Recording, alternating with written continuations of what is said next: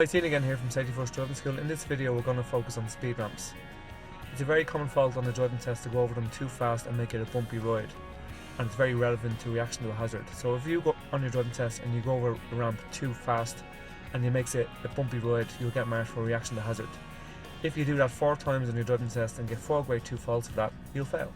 When you approach a ramp during your driving test, you have to make sure you go over it smoothly, so you adjust your speed and your gear sometimes in accordance to that ramp. Generally, if it's a red brick ramp, it's more severe, so you have to go over a bit slower than you normally would a black and white ramp, for example. So I'm now going to show you examples of different kinds of ramps that you may encounter during your driving test.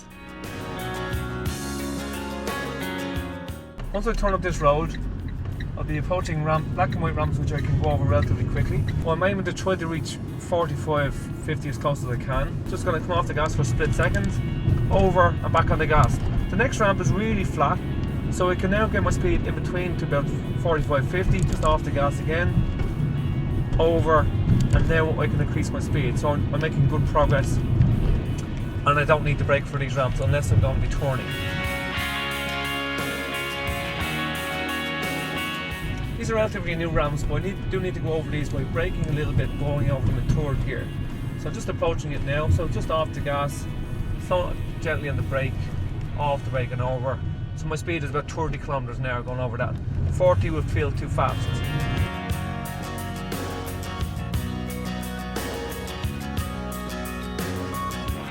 Now we're approaching red brick ramps, which are generally what we refer to as third gear ramps. But these are a little bit more severe, so I need to go over these a little bit slower. So it's just about 25 kilometers an hour there.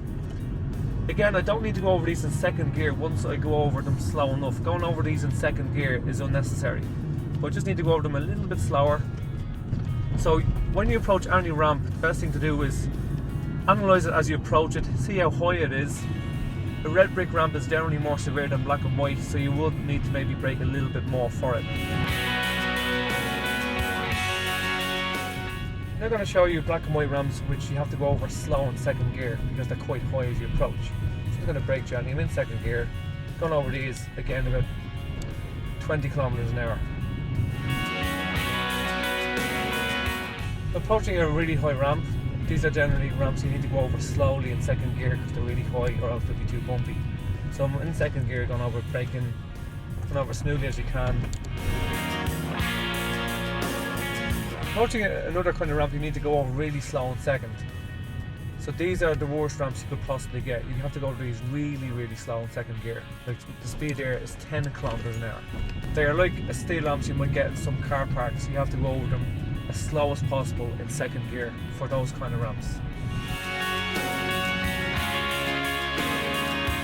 So I'm just turning left here at this junction. I'm going to be approaching split ramps with gaps in between them. I should always drive over the ramp on the left if there's no parked cars, or I'm not going to be too close to parked cars. So I want to go over smoothly with the middle of the wheels. It's a little bit bumpy there, but that's the best I can do.